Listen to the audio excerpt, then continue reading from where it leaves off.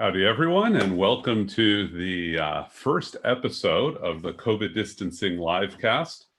Trying something out a little bit new today, mostly because some folks suggested I could do something like this. Figured I'd give it a shot, not like I have anywhere else to be right now. It is Friday afternoon, May 8th. I was about to say April. Shows you sort of how well time is flying right now for some of us.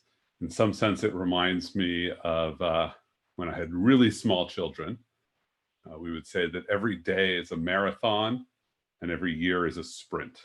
That it feels like the days sometimes take forever, but before you know it, time just flies right past you. So this live cast really is about exploring, how the human brain works, how security operates, what's going on with COVID distancing, how we think the world might change. Maybe a little sports thrown in. I'm going to try to have special guests from time to time. So we'll see how that goes. So for today, I do have a very special guest. So I'd like to introduce her now. She really is a big inspiration for me and maybe for some other people. So I'm going to bring in Ellery at this time. So Ellery, ready to join us?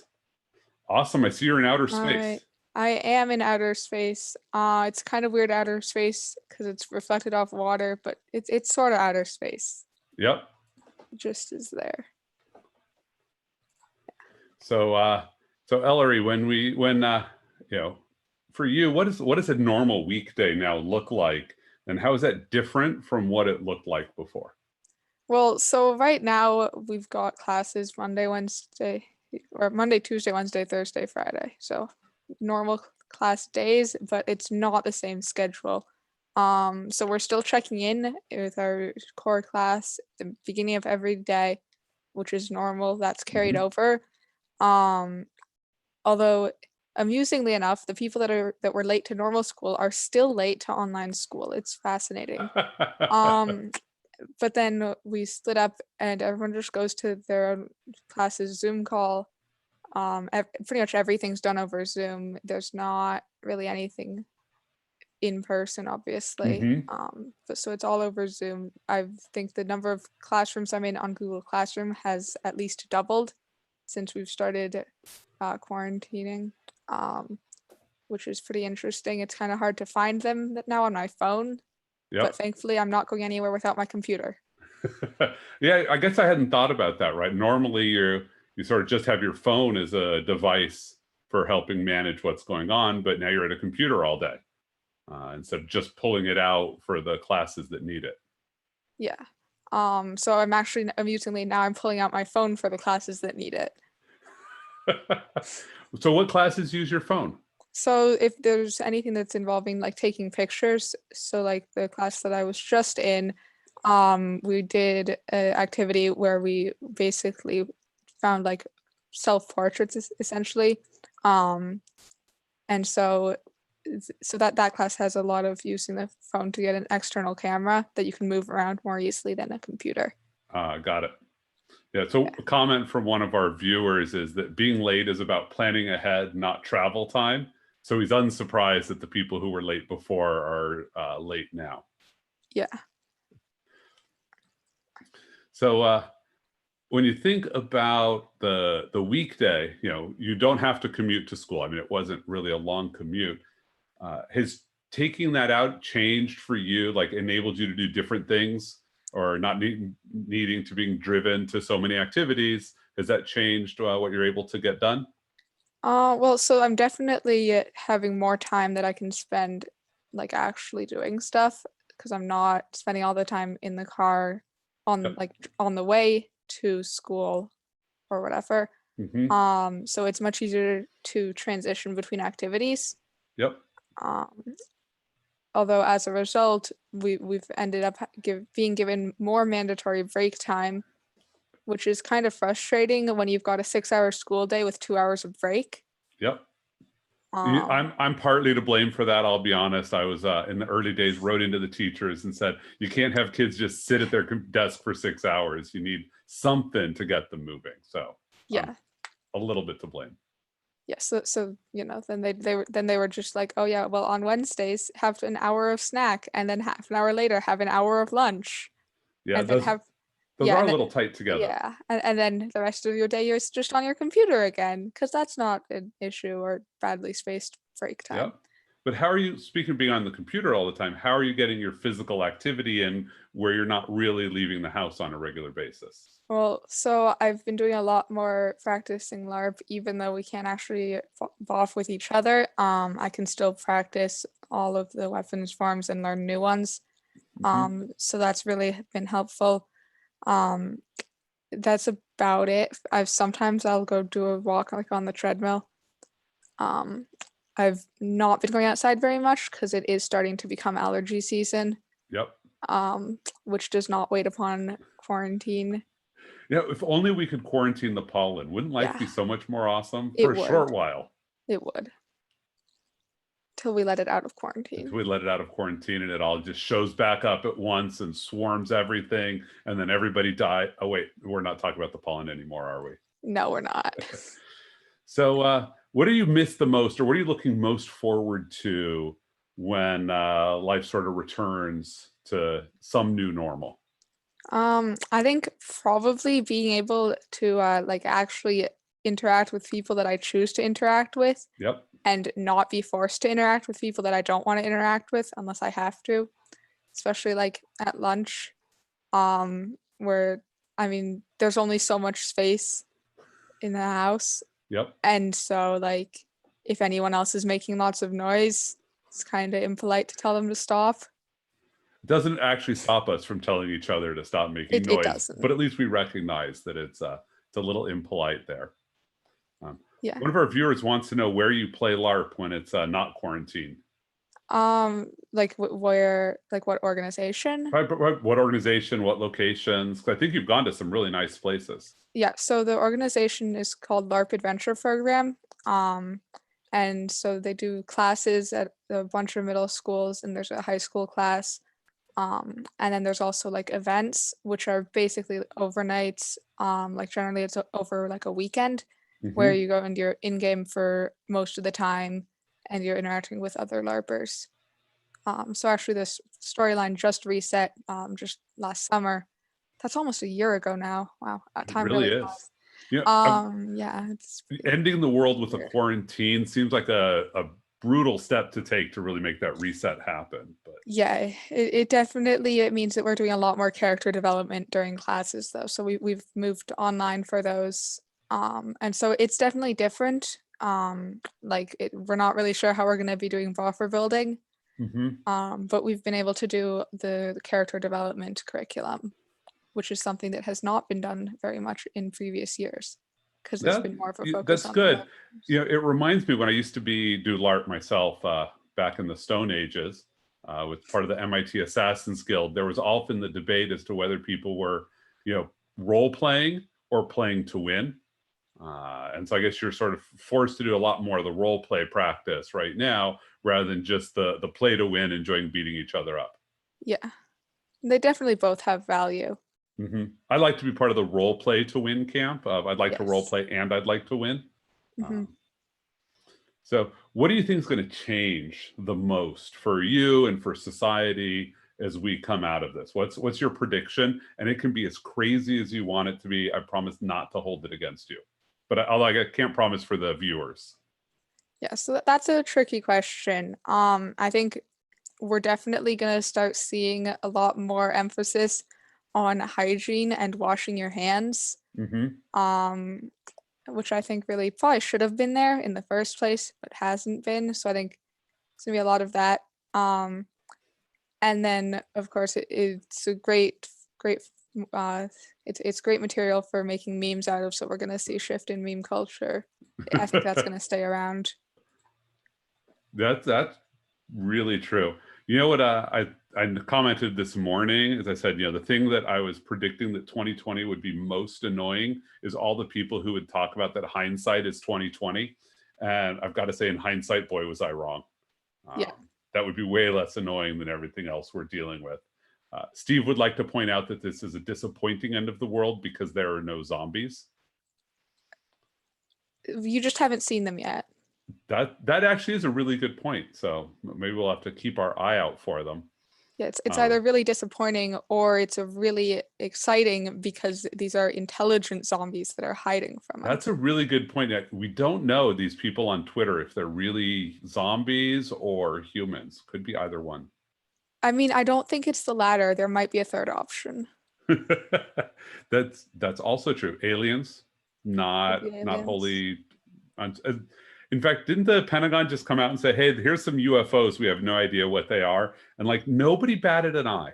Like it's the sort of thing that a year ago we'd have been talking about it at dinner. We'd have been trying to do the research to figure out what it could have been, and now everybody's just like, whatever, aliens. Mm-hmm. So, I've picked out our wine for tonight since I have these wonderful boxes behind me. I decided I'd use one to store and reveal tonight's dinner wine. So we'll be doing the Achaval Ferrer. It's a Malbec 2013 from Mendoza, Argentina. So I hope you're looking forward to that. I am. I was going to do Jordan for the first one I pulled out, but we're doing a wine tasting next week. So figured I would save up my Jordan for that. Yeah. Do you have anything you wanted to ask me? I mean, this is your opportunity to put me on the spot in ways normally I do to you. So, yeah, well, so I noticed that you've got a lot of penguins in your background there. yep. So can you explain the stories behind all those? Okay, sure. So I think you know the story of George, but I'll help Yes. explain George. So this is one of the first George body doubles. So George the penguin has been an Akamai employee for 10 years. And we use his body doubles to wander around. I've got a video actually in the YouTube channel that people want to watch for the 10-minute story of George. But then we have some other ones. 1 year at RSA, our marketing team decided that they wanted to do a giveaway with penguins based on George. So they made these little ones with these very cute little bandanas that say Akamai Faster Forward at Security Penguin, which is George's Twitter handle. And we actually gave these away to people at RSA. And then we just kept making some extra ones because they're so adorable. Let's see. And then while I was in Krakow visiting my Poland team, no, that one's not fair. This is the one from Krakow. So I got a little penguin in Krakow in the main market there, the Grand Market, which there's now a webcam. Somebody from my Krakow team shared us the webcam, and it's really weird because you see like two people walking in this massive grand courtyard. And then this guy, this crocheted one, is from Yad Lakashish, which is a place in Israel. In fact, we visited when we were last there, that basically finds craft employment for people who are elderly, usually who'd be sort of on a retirement program but have nothing to do, often immigrants who are just learning Hebrew. So it gives them the ability to learn a skill, learn a trade. All the proceeds help then pay for the program at Yad Lakashish, make sure they get a meal. But it also then gives them a nice skill. So I really like that. And actually looks kind of fun like George. And then another year, we gave out these little stress penguins. So it also says Akamai, and you can squeeze them. They're really good. I guess I should do it in the other hand because that was the one I hurt last year. And then finally, I have, God, I'm forgetting what the name of this one was. The other one was Stitch. That one's Sphere. Sphere, thank you. So this is Sphere. So it's a dryer ball that happens to look like a penguin. And I guess I didn't show inside the cup. Not really easy to see. It says Akamai InfoSec and has the George Penguin outline on it. So that's sort of the story behind them. And some of it was just actually looking at how you do video conferencing. So there's sort of three different levels I see of how you set up your video conferencing room. There's the people who don't really have a choice, right? They don't have a great location. They're just sort of wedged into a corner. And I feel very sorry for them because it's often not ergonomic. Like you can see this ceiling, which means they've got their head cranked down looking at their laptop. Sometimes they're sitting on a couch, which might seem comfortable until you try to video conference from a couch. Maybe they're backlit by an open window, so you can't really see them very well. And so that's sort of one level. Then there's sort of your mid-tier level, which is the people who just sort of have a reasonable setup, but they haven't invested anything into it. And sometimes what people will do in that case is what you've done, put a green screen and a virtual background, which at least hides whatever's behind you.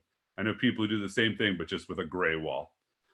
And then you have the people who are trying to do a setup. And what's interesting is you want to have variety in the background so that people's eyes can look at something. You want to be far enough away from the camera that you don't look threatening. If I'm sitting like this, where like you just see me all the time, it's not a very welcoming and friendly view. So that's part of what I'm doing, is trying to break things up. Got my favorite football player right behind me, Matthew Slater, although his name's sort of cropped out in this camera angle.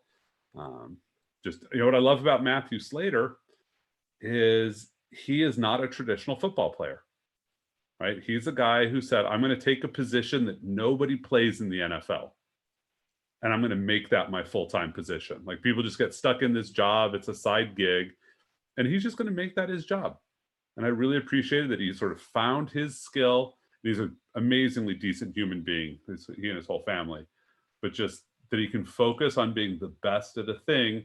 And it doesn't matter to him that, he's probably not going to go into the Hall of Fame, even though I think he should. That's my personal bias, because nobody knows how to judge somebody who took this niche role and made it into a full-time job. I know far more than just what's up with those Penguins, but.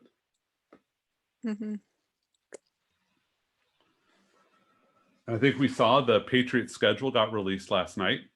Yeah. Any games, anything you're looking forward to on that schedule, assuming there's a season? Well, so I think I'm kind of looking forward to that first game of the season against the Dolphins. So that 1:00 game, the beginning of September. Yep. I think beginning of September is usually a little bit on the warmer side for games, but that's all right because it's against the Dolphins. Yeah, and it's up here, not down there for them. Yeah. So I think that should be pretty fun. Yeah. I'll admit I'm hoping I can travel for any of these games, because that December back-to-back game in LA where they play the Rams and the Chargers within 5 days, get to go back where I grew up, visit with some friends in between those games. Seems like it might be a really nice treat. But I'm already told I'm not allowed to invite you because you'll be in school. You'll have to take it up with the boss. She was very, very clear on that one. Right. Yeah, I think we did see some odd design choices on one of the scheduled graphics. Yeah, I did notice that, like the squares where it was like a four square, and you couldn't tell like what order they were supposed to be in. Yeah, no, there was another one. There was another one that had the dates on it. And it was 2 rows of 8. Oh yeah, I saw that. That one was better, but it also had some issues with the rest of the graphics on it. Yep. I think I definitely preferred just the ones with like the list sort of thing. Mm-hmm. Yeah, and there you have it. Of course, we talked about the schedule, and the first thing we're going to do is critique the graphic design versus the other teams. I mean, it's not like the graphic designers have anything else to do with their time. Actually, they've been putting out a ton of content. I have to admit, I don't know if you saw the schedule release video that the Patriots did. It was basically a Zoom chat of everybody coming in. Oh yeah, I saw one. I don't know if it was a fan-made one or an official one for the Jaguars schedule. It was all cat videos. Oh, that's awesome. It's really good. I think that one was in the Uprising Discord. Okay, got it. Yeah, definitely got to look for that. Yep. Speaking of the Uprising. Yeah, speaking of the Uprising. What is there to say? Not much. I think if we could only use as many words as the Uprisings had wins, it'd be really short. It'd be really short, even if you were using map wins. Yeah. Still be really short. Yeah. Bad. I guess that's about all we get to say. Yeah, that's about all we can say. Maybe more. I think disappointing might that's also true. be right, because it's the only sports we've got. Yep. So it's a bit of a letdown to go from having a bunch of high quality teams to having one team at the bottom of the league.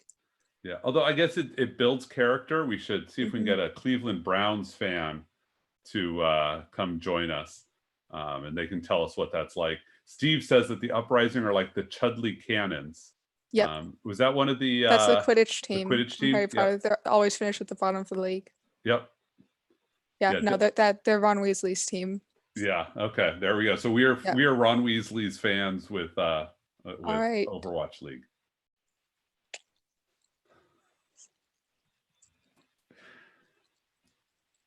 So actually, I wanted to give one of the things I wanted to talk about, because you were talking about in live streaming, was walk you through the setup for what we're doing here and let our fans, all three of them, also get a feel for what's going on. So we're doing a Zoom chat, which I think you can all see by the Zoom logo, which is then being live streamed to restream.io, which then splits the stream. It's sending one copy to Facebook, one copy to YouTube, and one copy to Twitch. I didn't turn that off, so I guess we're over on Twitch, but I have no idea if anybody's actually paying attention there. And we have this set up so that you can turn off, that if we turn off one person's camera, they just disappear entirely. So that was how we had you appear in, was you were listening, and when you heard your prompt, you just showed up at the right time. Yeah. Because we're not in the same room, anybody. We're actually two floors away. Ellery really likes to have that distance from me. Yeah. Only issue is that, it puts me right underneath my sibling, who tends to play guitar pretty loudly during class. So I occasionally just hear guitar from like 15 feet that way. Yep. It's a bit irritating, and I guess you can't really have vengeance by playing ukulele back, because it's not quite that loud. Yeah, I mean, I suppose I could go turn on the keyboard, turn the volume up to max, but I don't know if that'd reach because there's a couple walls in the way. Yep. Okay, we're being asked what hardware setup we're using for camera and microphone. So I think you have the simplest one. Yeah. So let's walk through what you're doing first. So the camera I'm using, it's just the built-in camera on my laptop. And then for the microphone, it's the microphone on my headset. I don't remember what model the headset is. Okay, that's one of the gaming headsets. Yes, it's one of the gaming headsets, yeah. Okay, now I've got a little more complicated setup here. So my camera is a Canon EOS Rebel SL3 with an 1855 lens on it, in manual focus mode. So if I move too close or too far back, it gets a little bit blurry. Connected via a cam link to my laptop, so it shows up as a webcam. I also am connected from the laptop back in over Wi-Fi to the Canon, because otherwise the shutter closes every 30 minutes. So I have to keep that link open so the shutter stays open. Weird, apparently, tariff rules in the EU many, many years ago that led to that. For audio, I've got, I think it's the 5-fine condenser mic with a pop filter over it here. And then for hearing you, I just have an earwig in that's giving me the audio off of the computer. And that seems to work pretty well. What I've discovered keeps happening is various web streaming programs, whether Zoom or WebEx or Google Meetings, I end up sometimes using a different microphone. And it turned out today, for some reason, the gaming headset that I never use, it's when your mom's up here and she's joining something that she'll put on and we'll sort of split the audio to it.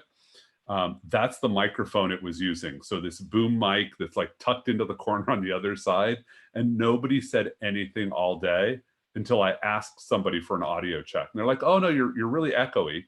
It was Martin, who works for me, who's an audiophile. So I pulled this closer and he's like, no, that's not making any difference at all. Turns out I was using the wrong thing. Yeah.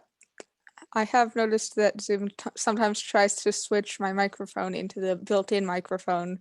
Yep. For my computer, which can get kind of annoying.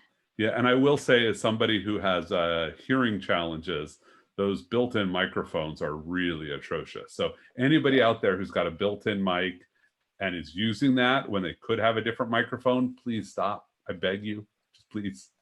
Yep, and earbuds have built-in microphones into them that work much better than the computers. Yes, yeah, the AirPods are way better. Even if they're still not great, they're much better than the computer or even just wired earbuds. Yeah, oh, that's true. I guess those also work. Yeah, I mean, it's better than the computer. Yep. So we've also been planning your brother's bar mitzvah. Yep. And so we're going to be using a similar setup for that next month. But when we talk about that, like, what are you looking forward to? Because you just had your bat mitzvah last year, so for you this is fresh in your mind of what one's supposed to look like. But he's getting a different experience. Are there any parts of it that you're sort of, I'm going to say jealous, but that you look at and say, "Wow, that's really cool," or anything you're going to miss? Well, so kind of jealous of not having to socialize with a ton of people afterwards. That sounds pretty nice. Yeah. Yeah. Although on the flip side, because we're not going to be able to have anybody come into the house to do Torah readings, we'll all have to do Torah readings for him. Yeah. I mean, I was already planning to do that, so it's not that much of a sacrifice. Yeah, I was too, but I realized that it changed when it went from I was doing one because I was the father to I have to do one because I'm one of the only attendees. Yeah, it's definitely a different vibe. Yep. So I had a question asked, what is the current state of my hearing issues? Because I stopped doing sort of public postings when it stabilized. Short answer is my right ear is normal for my age, about 10% hearing loss, which is about reasonable. Left ear, basically I've got about 40% of my hearing left, mostly for lower ranges. So when the kids walk up on that side, I can barely hear sometimes, especially if they're not enunciating. Some word recognition issues in it, as well as persistent tinnitus. And I'll actually say that's gotten worse since COVID distancing started because I don't wear my hearing aid anymore. I only wear it like if we're going to watch TV or do something out on the cul-de-sac, I'll go put it in. But I find that like when I'm with this setup, with the good sound quality coming in, the hearing aid doesn't help, but it's amplifying my own voice back to me, so it's actually a distraction.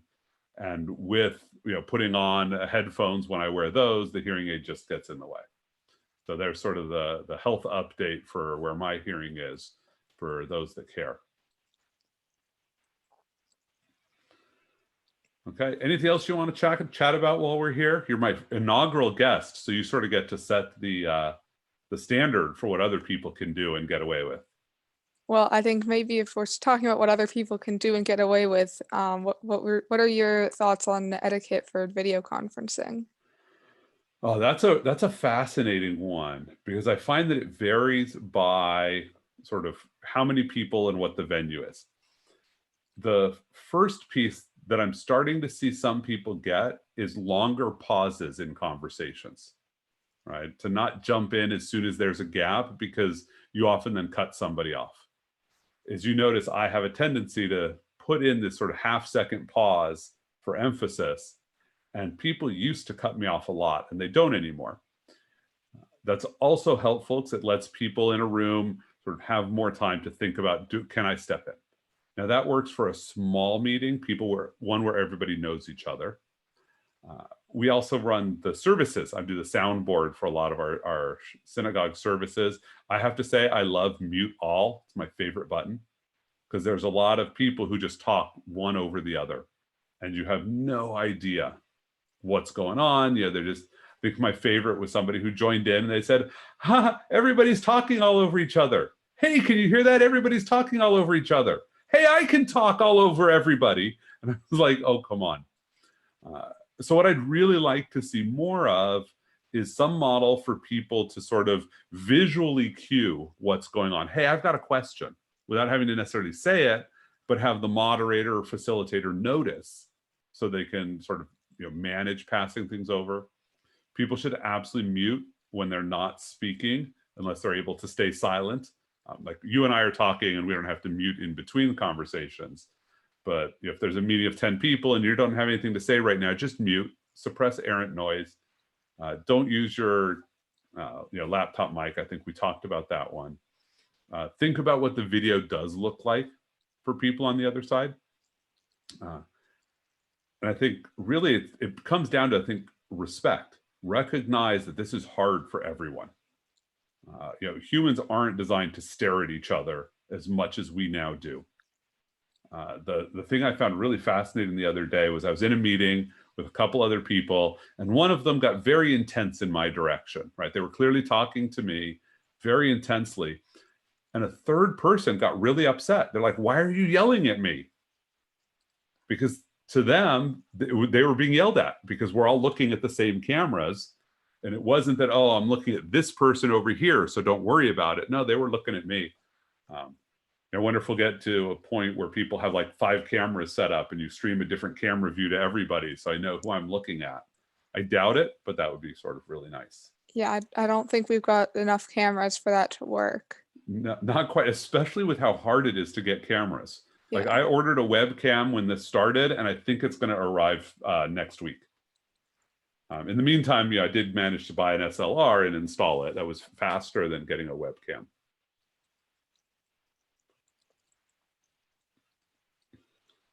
So what social events do you think will be different going forward that you're going to miss? Well, I think probably large gatherings are going to be harder. People are probably still going to be a little bit wary of that. I think there's probably going to be a lot more stuff online, which I think is awesome. Because then it's a better way to connect with people that you can't physically see, especially what with like everyone going off to different high schools. Like it's harder to stay in touch. But if we're already used to being online, then that's much easier. So I think we're going to see a lot more technological literacy. Yeah. Although I think that's going to take a while. There are those of us who are doing it like 6-8 hours a day, but there are people who are doing it once a week. Yeah. But I think even once a week is better than once a year. That's true. That's a great point, right? You're not trying to just do it at the holidays. You'll be doing it more regularly. Yeah. Although we might see fewer funny technology fails. Yeah, I guess so. We'll miss some of those, but I think we'll get some different ones. I think that first week when everybody was playing with virtual backgrounds and you got some really epic failures. Yep, I've got a picture of one of the kids in my class had, I think, I don't even remember what it was, but they had a virtual background up and it thought that they were the background. And so then you've just got the background, like the actual background is normal, but then the person's just got this image. Oh, that's awesome.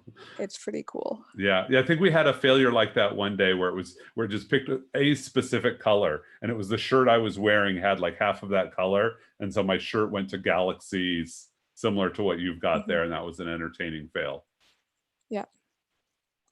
Yeah, I think, you know what I'm going to miss, I think, this year, because I will see what happens, but I suspect that, 4th of July, when we all go visit the cousins up in Maine, and, that big social event, which to me, that's sort of the high point of the summer. I'm hoping we'll get something similar to that. Maybe we'll have to put together a virtual cousins event, and then nobody has to drive home, which, given the way your cousins drink, is probably a good thing. Probably a good thing, yeah.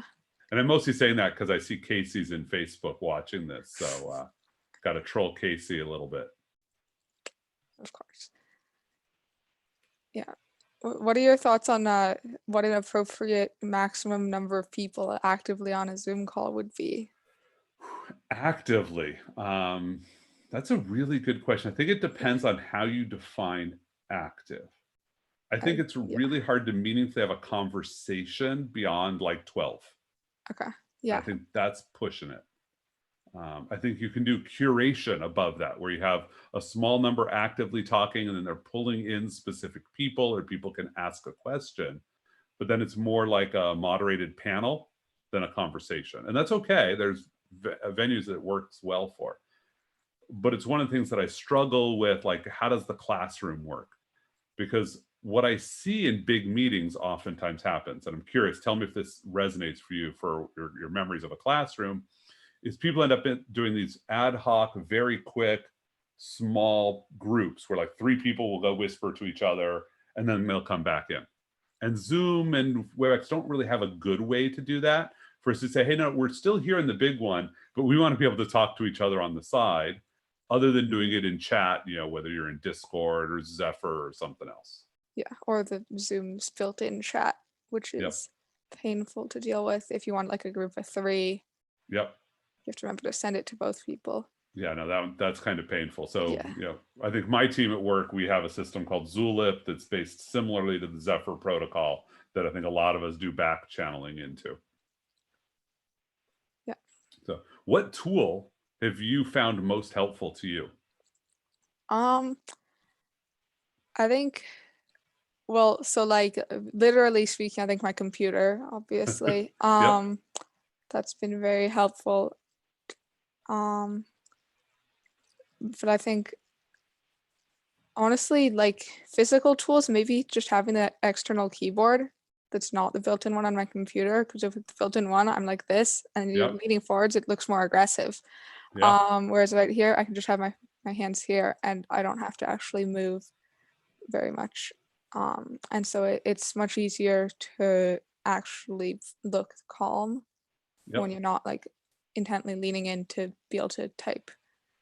I think in terms of like digital tools, um, honestly, maybe Spotify just to get the music to relax. yep, Because it can be stressful being like video conferencing. There's a lot of people that have their gain turned up way too high on their mic, mm-hmm, or just are really loud and have the microphone really close to their mouth. And but then there's also people that have the microphone far from their mouth or are really quiet or both. And so you have to turn your volume up for those people, but yeah. then it's pretty loud. Yeah, I really wish I had a volume control for each participant in a meeting. Yeah, that is one of the things I like about Discord is that you can change what volume someone is just to you. Yep, Um, and whereas for Zoom, you can't even change it within the app very easily, like, right? You can change your own microphone's volume, I think, but not other people's. mm-hmm. You just have to turn your computer volume down, which means you have to turn everything else back up. Yeah, it's kind of interesting because in a sense, you think about what Discord is doing there as being an example of accommodation, right? That they Mhm. are making it that you who are uncomfortable can make it more comfortable for yourself. Yeah, But when you look at what Zoom and WebEx and everybody else does, it requires inclusion. It requires yeah, everybody in the meeting to engage and say, hey, I'm going to make the audio quality better. And to yeah, say, maybe I'm wrong today. Hey, is this too loud? Is it too soft? Let me adjust my gain to get everybody into the right place. yeah. I think part of the issue there is that there's not time for people to be adjusting their volume, Right. their gain. Yeah. Although I try to do it about every other day, I'll like pull up QuickTime and I do a new Yeah. recording and I Hmm. record myself over and over again. And I'm adjusting and tweaking in between the two of them. But it's always much faster when I can have somebody else say, hey, no, a little bit louder, a little bit quieter, Yeah. move the boom in closer to you, move it farther away. Yeah. One of the things QuickTime does do that I really like is if you're doing an audio recording, you can set the volume within like that, and it'll play back what it's hearing Yep. to get that volume, which I think is really useful for testing, like if your mic is working properly and if it's being too loud or too quiet. Yep. Um, No, that is yeah, useful. and then you don't have to bring in anyone else to help with that, which Okay. is nice. Well, I think we're probably at a good time to wrap up. Certainly, we got to get ready for Shabbat, and Hmm. I think using the excuse that we were on a live stream radio show only works if one of us are you doing it. If we both go for it, then probably Yeah. somebody gets a little cranky at us. So let's not do that. Any Hmm. final words of wisdom that you want to share with anybody before I wrap up? Uh, Keep your pets out of your room if you're in your room, and if you're not in your room, keep them out of whatever room you're in. Oh, see, Um, that's fascinating because I'm the opposite. Although it's not parrots. I mean, you have a classmate with yeah, yeah. parrots. My classmates have very loud pets. Yeah, okay. Cute pets. So let's modify it. Cute but quiet pets come into the room with you and show them off. Like, let us see your puppies and Yes. your kittens. But we do not want your loud animals in the same room Yeah. with you if you can possibly handle it. Okay, I'm good with that then. Yep. And if you have an inner loud animal, please keep that out of the room as well. Yeah, it's good luck with that one. Yeah. Uh, and the one I'll give to everybody is, look, folks, for most people who are going to be watching this, you're probably in a really advantageous spot right now. Like, you can afford to stay home. I hope you've got family supports around you, and if you're in that position, like, remember and take account of all of those blessings. Like, this is a hard time. It's really stressful. I only basically see the same three humans every day, and some days they don't want to see me. Most days. Most days. And most days I don't want to be within 6 feet of me. Like I get physical distancing in my house. That's a little awkward. Um, but that's okay because I know that those 3 people love me. I know we've all got each other's backs when we need it. Like you volunteered to be my first guest here instead of telling me heck no. So count your blessings because those blessings are there and they're the ones that will sort of tide you over when times get rough. Okay, and with that, everybody have a fantastic weekend and Shabbat Shalom.